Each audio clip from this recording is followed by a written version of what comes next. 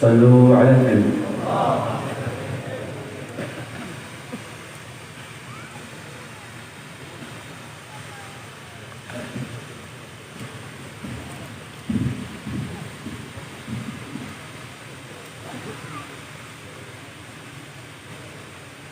Assalamualaikum warahmatullahi wabarakatuh. Alhamdulillah alladzi arsala rasulahu bil huda wa dinil haq liyudhhirahu 'ala ad-dini kullihi walau karihal musyrikun. Asyhadu an la ilaha illallah wahdahu la syarika lah wa asyhadu anna sayyidana wa nabiyyana Muhammadan abduhu wa rasuluh. Allahumma shalli wa sallim ala sayyidina Muhammad al-Fatih lima ughliq wal khatim lima sabaq nasiril haqqi bil haqq wal hadi ila siratikal mustaqim wa alihi wa sahbihi haqqa qadri wa miqdaril azim. Amma ba'd. Hadirin hadirat jamaah maulidnya Nabi besar kita Muhammad, yang mana maulid ini diadakan di Majlis Al-Habib Ahmad bin Shalih Al-Utsaimin. Beliau adalah sabab sehingga kita kumpul mengungkap syukur kepada Allah, mengungkap gembira, yang mana dengan kelahiran Nabi kehidupan kita berubah. Istri yang tadinya jauh, begitu dia bersama kita, kehidupan ada perubahan. Lalu ditambah lagi kehadiran anak, suasana lain yang tadi tidak ada cinta. Ada cinta timbul dengan kehadiran istri dan anak kita, yang mana sehingga di saat mereka pergi kita ada rasa rindu, dan di saat mereka datang kita senang. Bagaimana dengan kelahiran dan kedatangannya Nabi besar Muhammad di dalam kehidupan kita,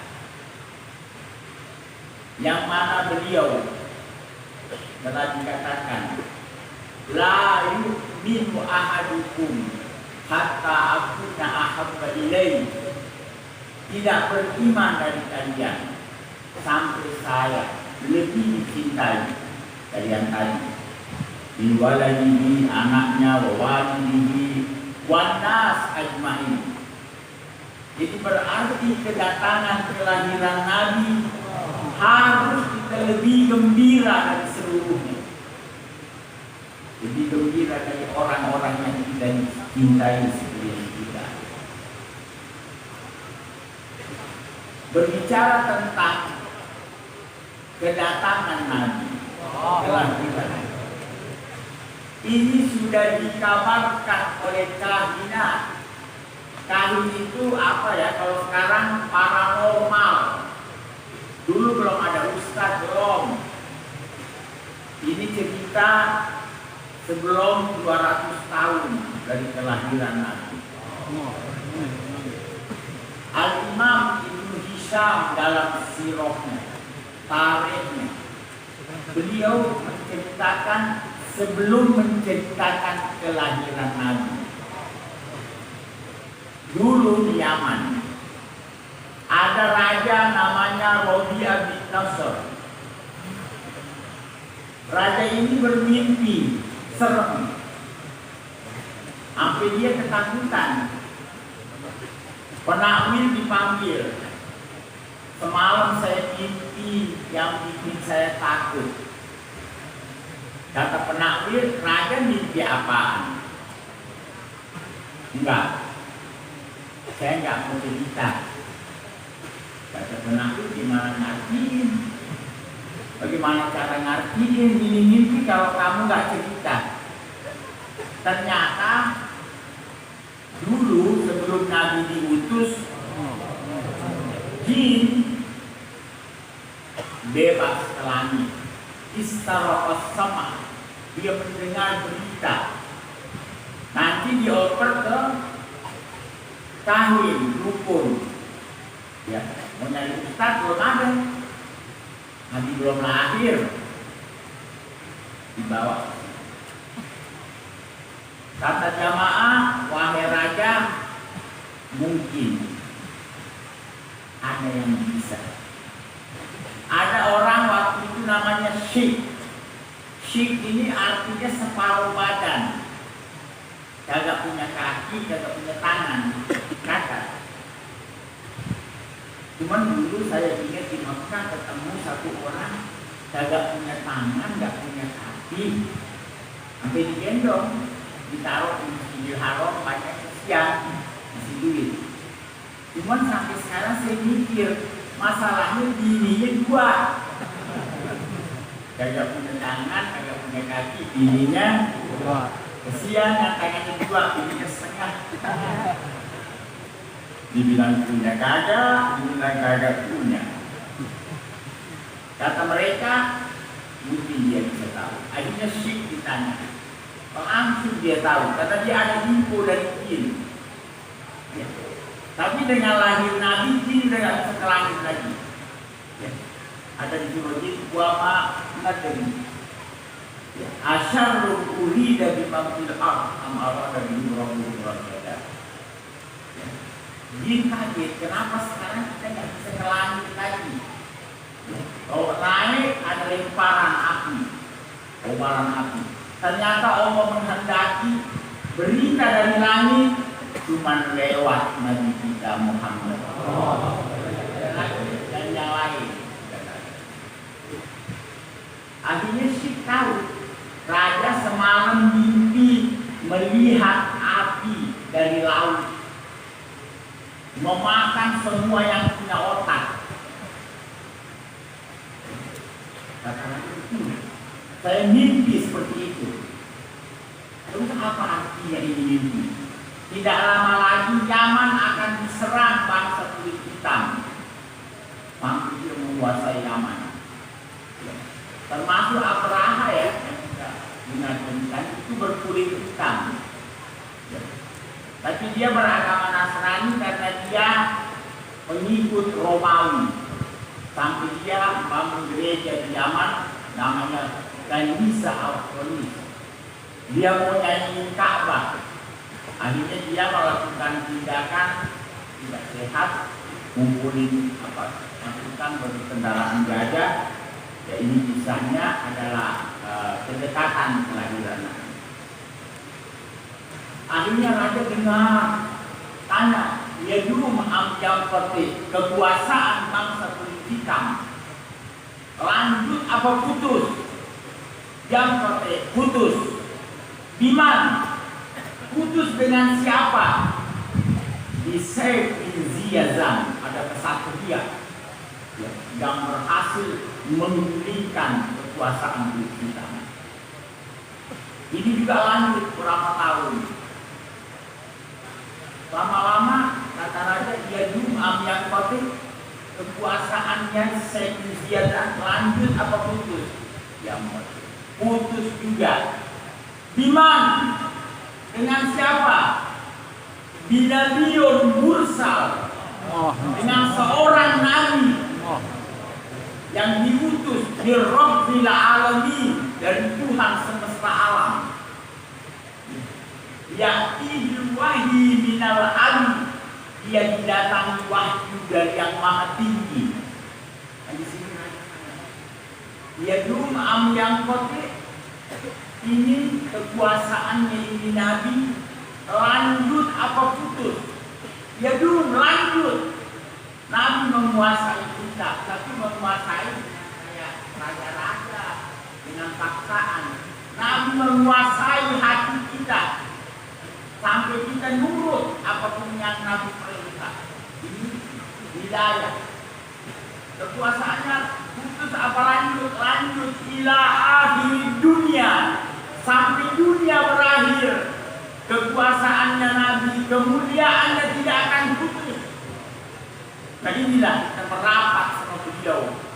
Di saat kita menginginkan kemuliaan, kita harus mendekati Nabi kita Muhammad. Inilah yang dikatakan Imam Busiri. Busra lana ma'syaral islami inna lana ruknan minal inayati ghaira munqasimi. Lamma da Allah da'ina li ta'ati di akramir rusul kunna akramal umam. Alangkah bahagianya kita semua umat Islam ketika Allah sudah mengumumkan, menetapkan bahwa Nabi kita Muhammad paling mulianya Rasul, kita jadi paling mulianya umat. Nah ini bercerita tentang Nabi tidak ada habisnya. Perawi-perawi maulid, di antaranya maulid yang dibaca tadi, ujungnya beliau mengatakan wa ma asa ayyuqala fiman wasafahul Quran. Apalagi yang bisa kita katakan pada manusia yang mana Allah dalam Al-Quran mensifati beliau, akhlaknya, perangnya, semuanya. Dan juga Al-Imam Shariful Maulid Al-Habib Ali juga mengatakan di ujung maulidnya, wa ala tafanni wasifihi wasfihi yabna zaman wa fihi malam yusufi. Dengan kepandaiannya ahli fan dalam bahasanya yang tinggi mensifati Nabi, zaman ini habis, masih banyak yang tidak mampu ungkap. Nah inilah kesempatan yang sangat sedikit yang dikumpulkan oleh Ahmad sehingga kita melihat bagaimana kemuliaan yang mudah-mudahan Allah Subhanahu wa taala mengumpulkan kita semua bersama Nabi besar Muhammad sallallahu alaihi wasallam. Wassalamualaikum warahmatullahi wabarakatuh.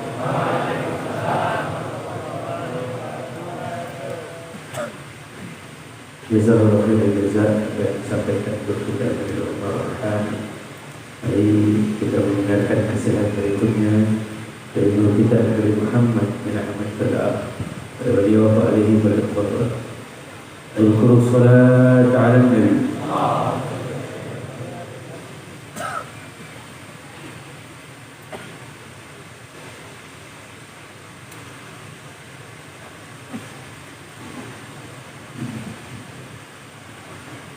Assalamualaikum warahmatullahi wabarakatuh. Bismillah walhamdulillah wahdah wassalatu wassalamu ala man la nabiyya ba'dah Sayyidina Muhammad ibn Abdullah wa ala alihi wa sahbihi wa man wala. Allahumma salli wa sallim wa karrim wa azim wa tarham wa ta'anna ala sayyidina maulana wa habibina wa syafi'ina wa qurrati a'yunina Muhammad wa ala alihi wa sahbihi ajma'in. Allahumma salli ala nuril anwar ziril asrar riyadil adiyar wa miftahi babil yasar sayyidina Muhammad wa alihi al-athhar wa ashabihi al-akhyar adada min amillahi wa ridwani. Alhamdulillah, kita berdoa kepada Allah Subhanahu wa taala, mudah-mudahan kita duduk di tempat ini dapat mendekatkan diri kita kepada Nabi Muhammad, mengikuti sunnah-sunnahnya, mematuhi semua perintahnya, menjauhi yang dilarang. Rasulullah SAW adalah manusia, satu-satunya manusia yang jika diingat namanya, fisiknya, aromanya, keindahannya dapat menggugurkan dosa-dosa. Alhamdulillah, pada malam hari ini kita bersama-sama diajak untuk mengenang, mengingat, menghubungkan diri kita dengan Sayyidina Muhammad sallallahu alaihi wasallam. Tadi ini sudah banyak yang kita dengarkan. Semoga mudah-mudahan antum semua mengerti dan mendapatkan keberkahan. Maulid Nabi yang kita lakukan, alhamdulillah, tadi sudah banyak berbicara tentang Rasulullah SAW. Tapi amalan seperti ini yang kita lakukan, maulid yang seperti ini, banyak terjadi orang-orang yang beberapa tahun yang lalu masih mau duduk di maulid, sekarang tidak mau, dengan alasan sudah dapat hidayah, dapat petunjuk dari YouTube, ya, dapat arahan dari radio atau apa namanya. Ternyata maulid itu beda, maulid itu tidak baik, maulid itu bisa mengantarkan orang ke dalam neraka. Naudzubillah min dzalik. Kita duduk begini harus pakai ilmu supaya antum tidak tobat dari maulid. Kalau maulid kamu tobat, tobat itu nyambung ayam, ya, tobat minum khamar, tobat berzina. Kalau maulid jangan tobat, maulid kita ramaikan, kita syiarkan. Siapa? Para imam yang merayakan maulid, disebutkan mereka bukan orang sembarangan, tapi para hafid. Hafid itu seorang ahli hadis yang sudah menghafal 100.000 hadis. 100.000 hadis, tidak macam-macam, banyak itu. Berapa jumlah mereka para ulama? Bahkan mencatat, menulis kitab maulid dari tahun 2287 Hijriah sampai sekarang terus berkembang kitab maulid ditulis banyak sekali. Maka dikumpulkan oleh para ulama berapa jumlah kitab maulid. Mereka sebutkan ada tertulis dari para ulama 120 hafid yang mencatat kitab-kitab maulid. Jadi yang kita lakukan ini perbuatan yang luar biasa baiknya. Insyaallah kita mendapatkan keberkahan dari Allah. Satu hadis saja, karena ini yang pembicara sudah makan, antum belum makan, ya. Jadi biasanya enak makan, kita ngomong terus saja. Satu hadis mudah-mudahan ini dapat menghibur kita semua. Sehingga Rasulullah SAW wajahnya tampan, aromanya wangi, bersinar. Apabila tersenyum terlihat dari celah-celah gigi beliau cahaya. Allah Subhanahu wa ta'ala. Lorong yang dilaluinya pergi sudah lama Rasulullah, wanginya masih terobak. Anak-anak muda, anak kecil yang usap kepalanya tidak hilang-hilang aroma wanginya. Sampai-sampai para sahabat yang pernah disentuh tidak mau lagi dipotong rambutnya sampai mati. Allah Subhanahu wa ta'ala.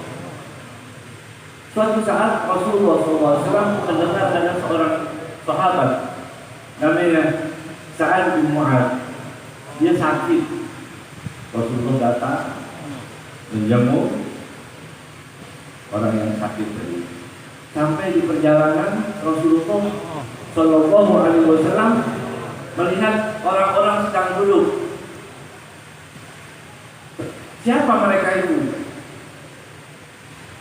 Abdullah bin Ubay bin Salul. Siapa Abdullah bin Ubay bin Salul? Ketua partai munafikin di Madinah waktu itu, ya. Jadi dia ketuanya orang-orang munafik. Dia duduk di situ. Rasulullah lihat, ini tahu orang munafik dan pengikutnya juga banyak masuk Islam, tapi ini tahu ini orang munafik. Rasulullah lewat, begitu dilihat ada kumpulan orang duduk, Rasulullah kembali. Rasulullah memberi nasihat kepada Abdullah bin Ubay bin Salul, dikatakan takutlah kepada Allah, takutlah kepada Allah. Nasihat diberi nasihat oleh Rasulullah Sallallahu Alaihi Wasallam. Abdullah bin Ubay bin Salul waktu mendengarkan nasihat Nabi Muhammad Sallallahu Alaihi Wasallam, kemudian dia mengatakan apa? Sudah selesai ini, coba ukur diri kita ini, kita masuk yang mana ini? Kata Abdullah bin Ubay bin Salul, ya Muhammad, nasihatmu bagus, nasihatmu itu bagus, luar biasa. Tapi kalau itu benar, itu orang Islam, dan tidak pasti ya. Jadi orang Islam itu nggak boleh kalau. Semua yang dari Nabi Muhammad semuanya benar. Semua yang dari Rasulullah, apapun yang diperintah oleh Rasulullah pasti benar. Bisa dicerna akal, tidak bisa dicerna. Yang diharamkan oleh Rasulullah pasti tidak benar.